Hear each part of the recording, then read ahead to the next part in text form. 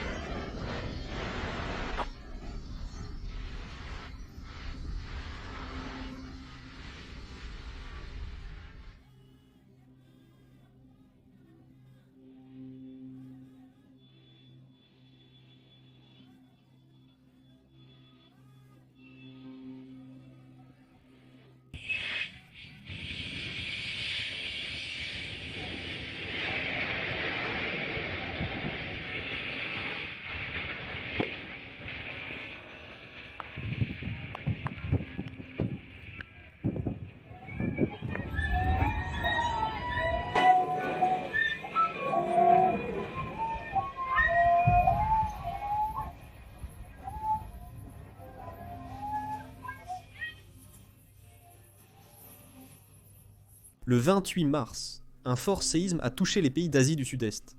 L'épicentre du tremblement de terre était en Birmanie, mais on pouvait ressentir le tremblement de terre dans toute l'Asie du Sud-Est. Malheureusement pour Bangkok, un bâtiment s'est effondré pendant ce tremblement de terre. Saviez-vous qu'une entreprise chinoise a participé à la construction de cet édifice ? Comme si cela ne suffisait pas, juste un jour après l'effondrement, 4 individus chinois ont été surpris en train de pénétrer dans la zone interdite pour voler des dossiers de construction et d'autres rapports qui pourraient aider à l'enquête sur les raisons pour lesquelles seul ce bâtiment s'est effondré. Il semble que la Chine essayait de cacher quelque chose. Et nous pouvons confirmer cela car il y avait beaucoup de publications à propos de ce bâtiment sur le site web de l'entreprise. Mais dès que l'effondrement s'est produit, tous les postes ont été supprimés. En plus de cela, les censeurs chinois ont commencé à travailler en heures supplémentaires pour empêcher même les citoyens chinois de poser des questions sur pourquoi seul ce bâtiment s'est effondré lors du tremblement de terre. Pour de nombreuses familles chinoises, cela rappelait ce qui s'était passé en 2008 lors du tremblement de terre du Sichuan, et c'est pourquoi les questions étaient nombreuses. Je suis sûr qu'il y a des bots chinois ici sur cette plateforme qui essaient de voter contre toutes les vidéos qui parlent de cet incident. Donc si vous pouvez nous rendre un petit service, et cliquer sur le bouton j'aime, et s'abonner en bas, cela nous aide vraiment à lutter contre les bots, et dans l'algorithme. Juste après l'effondrement, l'entreprise chinoise a également affirmé que ce bâtiment n'était pas terminé. Mais cela contredit ce qu'ils ont fait il y a seulement quelques mois. Ils célébraient l'achèvement de la structure initiale de ce bâtiment, disant essentiellement que « Hey, la structure principale est terminée ». Et puis dès qu'il s'effondre, la même entreprise dit maintenant « Hey, le bâtiment n'était pas terminé ». Maintenant, la raison derrière ce secret est simple. Ce bâtiment qui s'est effondré à Bangkok était le bâtiment du projet Belt and Road Initiative de la Chine. Cela signifie que le Parti communiste chinois était personnellement impliqué dans son financement. Et maintenant que tout le monde apprend la corruption derrière, le Parti communiste chinois ne veut plus rien avoir à faire avec cela. Eh bien, malheureusement, pour le Parti communiste chinois, les autorités thaïlandaises veulent justice pour les victimes. Et c'est pourquoi elles ont ouvert une enquête. Et juste dans les premières étapes, elles ont découvert des problèmes très très graves. Selon les enquêteurs, les 5 ressortissants chinois qui ont été arrêtés juste un jour après l'effondrement, pour être entrés dans la zone restreinte, essayant de retirer 32 documents, y compris les plans. Les suspects ont affirmé qu'ils avaient besoin de ces documents à des fins d'assurance, mais les autorités ont affirmé que le matériel contenu dans ces documents est une preuve d'irrégularité et de corruption. En plus de cela, le département d'enquête spéciale a également découvert que 30 signatures d'ingénieurs avaient été falsifiées sur des documents liés à la construction, concernant ce bâtiment. Le tout est rempli de corruption. Et il y a 2 principales entreprises chinoises qui sont au centre de tout ce scandale. L'une d'elles est Xinquan Steel, et l'autre est China Railway No. 10. L'enquête a révélé que Xinquan Steel a utilisé des barres d'acier qui n'étaient pas conformes aux normes de sécurité du pays. De plus, Cette entreprise a un passé de failles et de sécurité. En fait, il y a juste un an, le 29 mars 2024, une grue s'est effondrée à l'usine Ragun, tuant 7 ouvriers. Puis, quelques mois après cela, en décembre 2024, il y a eu une explosion dans une autre usine qui a tué 2 personnes et blessé 3 autres.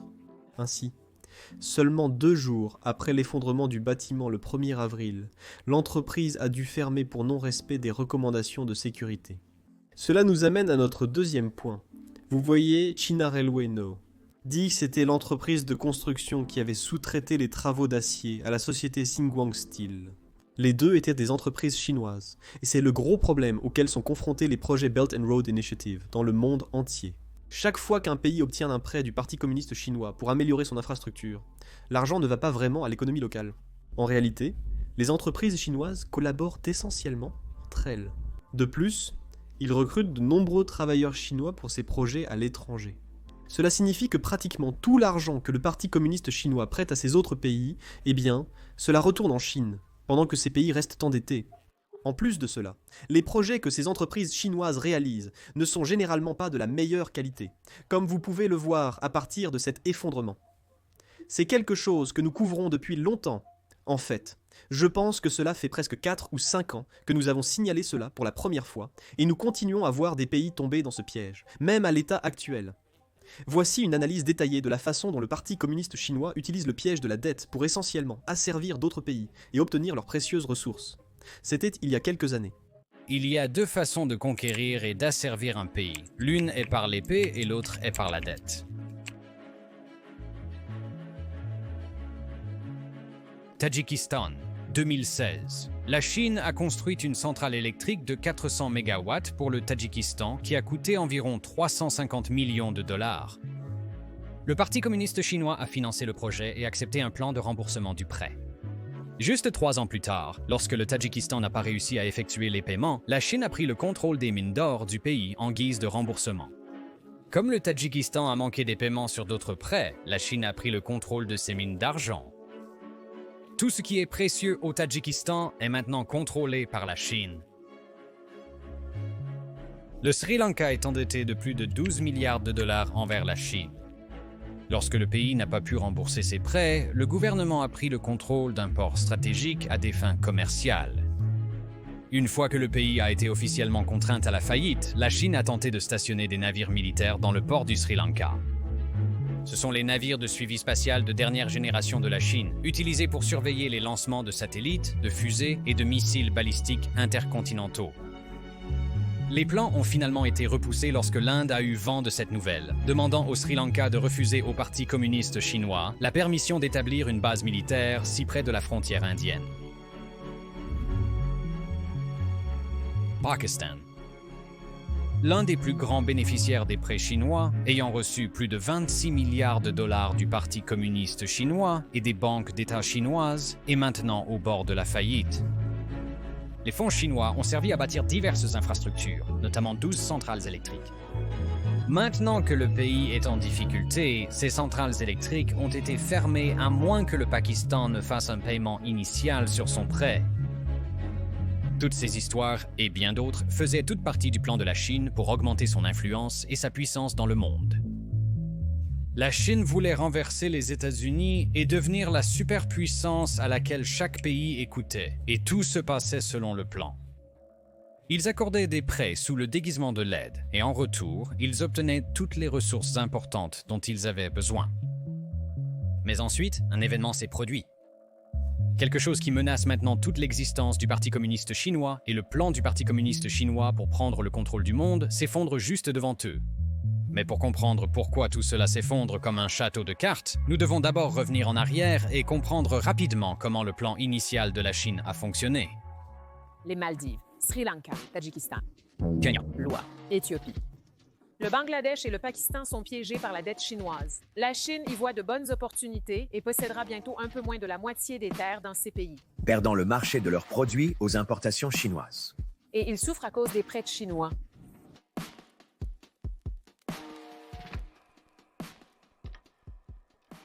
Maintenant, revenons un peu en arrière jusqu'en 2013. La Chine était l'un des pays à la croissance la plus rapide au monde. Et à ce stade, elle devenait plus qu'une simple usine pour la fabrication mondiale. C'était un pays puissant et riche. Mais l'avenir était sombre. La croissance ralentissait, la jeune population qui avait alimenté la croissance passée de la Chine vieillissait, et la politique de l'enfant unique du Parti communiste chinois avait fait une énorme brèche dans la future population de la Chine. Cela n'a pas dissuadé le gouvernement communiste de se concentrer vers l'extérieur et d'accroître son pouvoir à travers le monde. Xi Jinping a ainsi lancé le projet le plus ambitieux de l'histoire pour accroître l'influence mondiale de la Chine. La Chine accorderait des prêts à des nations pauvres et en difficulté au nom de l'aide. Mais en retour, la Chine prenait le contrôle de pays disposant de ressources précieuses ou de positions stratégiques.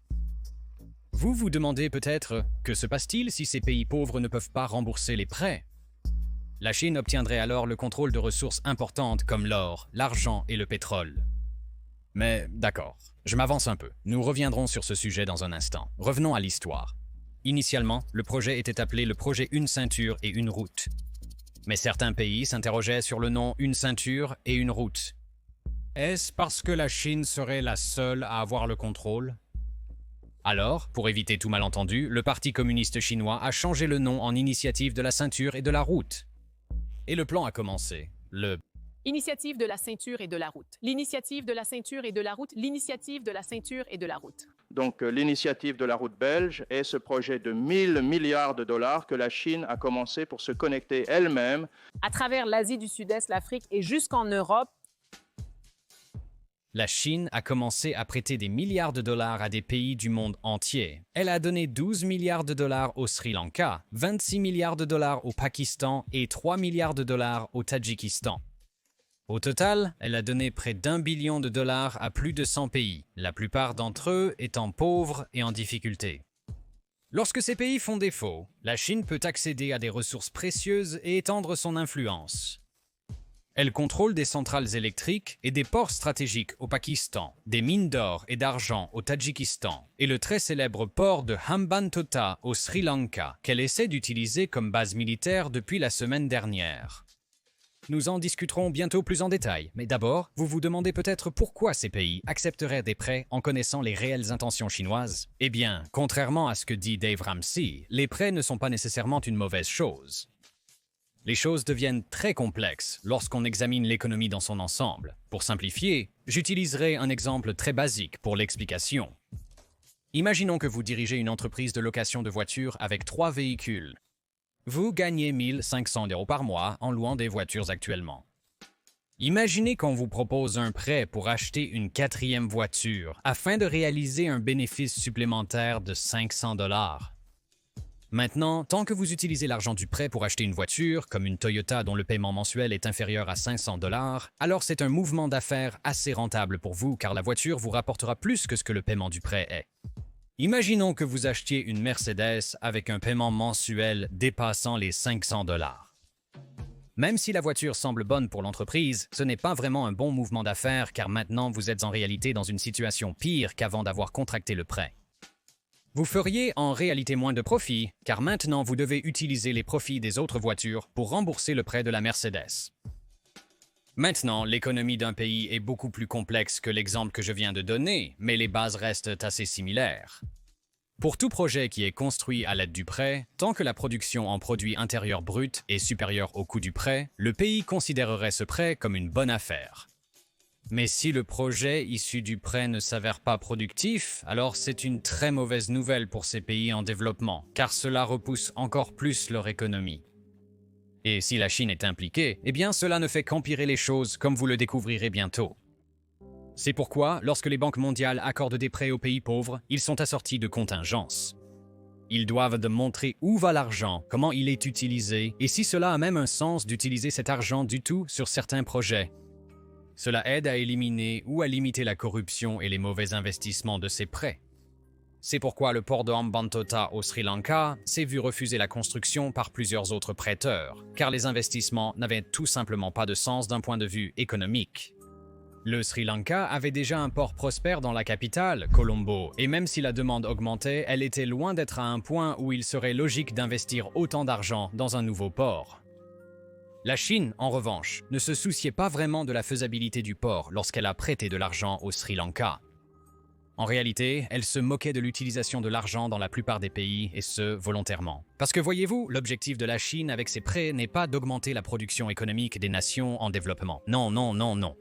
Son objectif principal était de gagner de l'influence sur ses politiciens. Des politiciens qui ont le pouvoir de décision dans le pays, des politiciens qui pourraient influencer l'opinion publique en faveur de la Chine, et des politiciens qui pourraient promouvoir l'agenda de la Chine sur la scène internationale.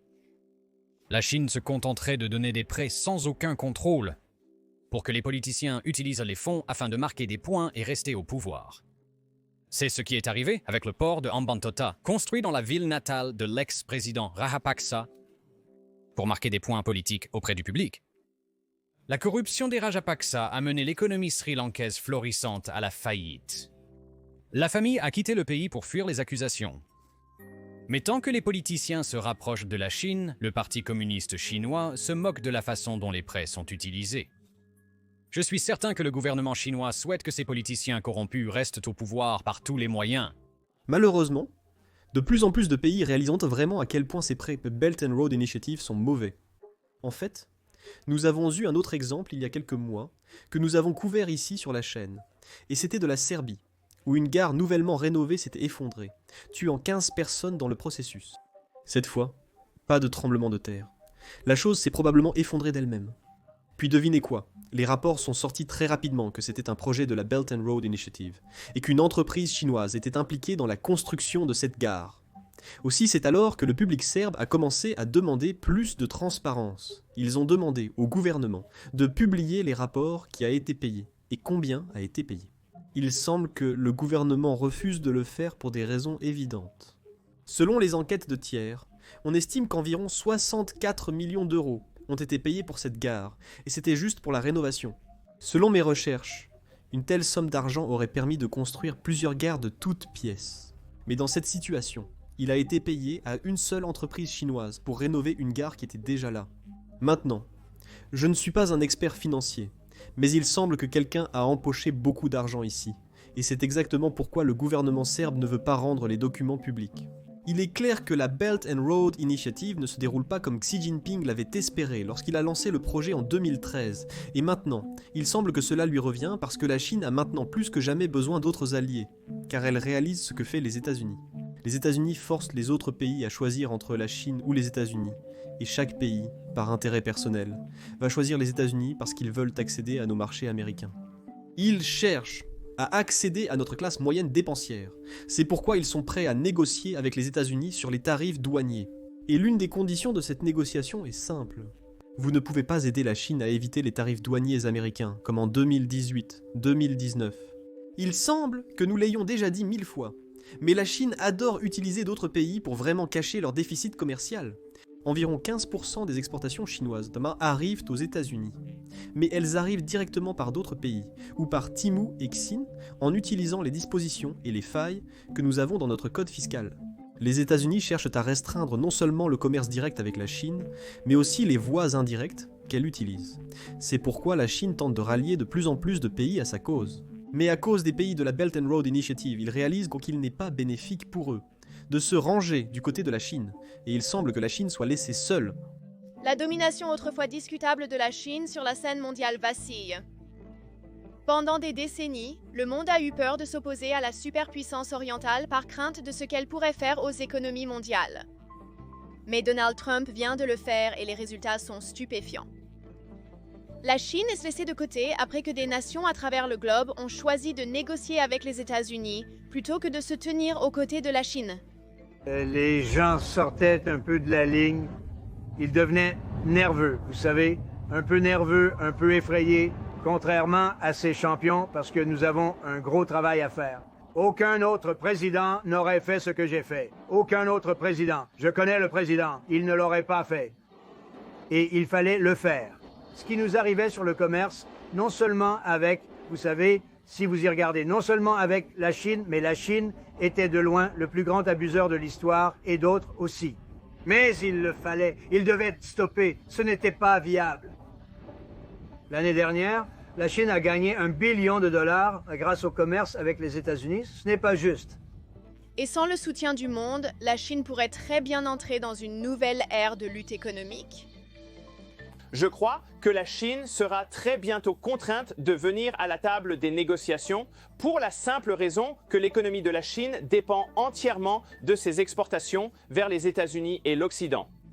La Chine a construit toute sa stratégie industrielle depuis son entrée dans l'Organisation mondiale du commerce sur sa capacité à vendre des biens largement subventionnés, manipulés par la monnaie et déversés sur les marchés américains. C'est une stratégie industrielle de la Chine de produire stratégiquement des décharges pour éliminer l'acier américain, pour éliminer l'aluminium américain, pour éliminer les industries de défense américaines et les besoins de défense afin que nous soyons dépendants de la Chine. Et ce qui se passe ici, c'est que la Chine découvre maintenant, pour la première fois, qu'elle a rencontré un président américain qui ne va pas être intimidé, qui ne va pas être contraint, qui va défendre nos besoins de sécurité essentiels.